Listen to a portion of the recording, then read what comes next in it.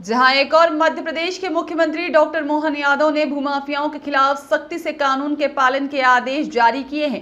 वहीं दूसरी ओर भूमाफियाओं के हौसले इतने बुलंद है कि न तो उन्हें कानून का खौफ है और न ही सरकार का। भूमाफिया बेखौफ किसानों की जमीनों पर गैर कानूनी ढंग से कब्जा कर उन्हें धमका रहे हैं। ऐसे ही कुछ मामले आज इंदौर कलेक्टर कार्यालय में आयोजित जनसुनवाई के दौरान सामने आए। बता दें कि प्रत्येक मंगलवार को होने वाली कलेक्टर जनसुनवाई के दौरान ज्यादातर मामले भूमाफियाओं के द्वारा जमीनों पर कब्जा करने की शिकायत को लेकर ही आते हैं।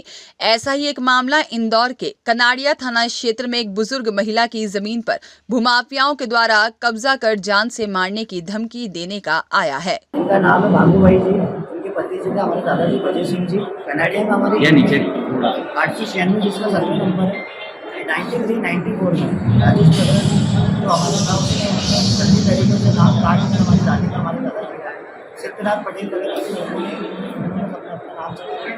और आए दिन हम लोगों को पूरे परिवार मानसिक रूप से प्रताड़ित करते हैं, डराते हैं, धमकाते हैं। गाँव के दबंग लोग हैं तो हमें डर लगता है कि कल से हमारे साथ कोई अप्रिय घटना ना हो।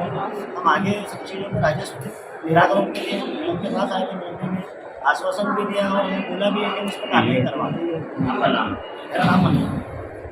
वहीं एक मामला बिलावड़ी का भी सामने आया है, जहां गांव के ही रहने वाले भूमाफिया रामकिशन रामचंद्र और उसके परिवार के द्वारा दंपत्ति परिवार की जमीन पर जबरन कब्जा कर जान से मारने की धमकियां दी जा रही हैं। ये लोगों हमको 2012 से केस चल रहा है, उसके बाद हमको कुछ भी नहीं दिया। अभी तक कोर्ट ने न्याय नहीं दिया है।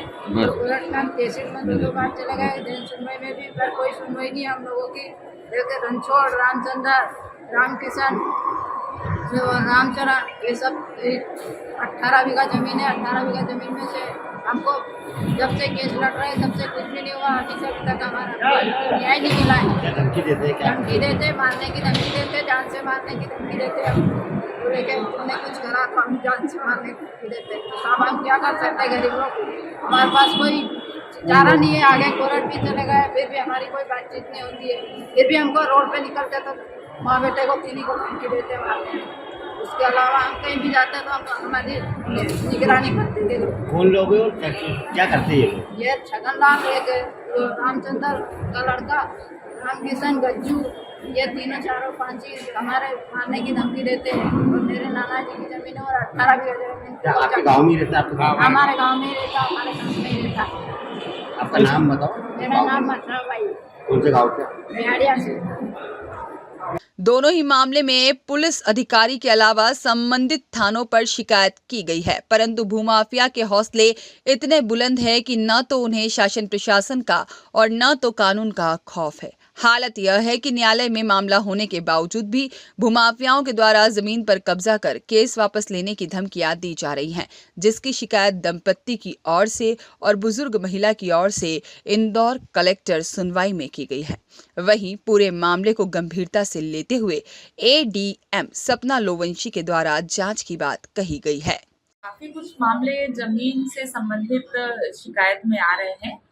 बहुत से ऐसे प्रकरण हैं जिनमें ऑलरेडी राजस्व न्यायालय में प्रकरण या तो प्रचलित है या वहां से आदेश हो चुका है, पर कहीं ना कहीं पार्टी उस आदेश से सहमत नहीं है, इसलिए वो जन सुनवाई में आए हैं। तो उनको ये समझाइश दी गई है कि वो उसकी अपील करें और प्रक्रिया अनुसार उस पर कार्रवाई करें। कई मामले जो बुजुर्ग महिला आई थी उनका वो अपने पोतों के साथ आई थी। पोतों का ऐसा कहना है उनके कि 1993 से वो जमीन किसी और के नाम चढ़ गई है, जबकि उनके दादाजी द्वारा कभी वो जमीन बेची नहीं गई है। तो इस प्रकरण में भी उनको जानकारी दी गई और प्रक्रिया का पालन करते हुए कार्रवाई करने के लिए निर्देशित किया गया। एक कॉलेज की शिकायत भी की गई थी। एक कॉलेज की शिकायत। Thank you.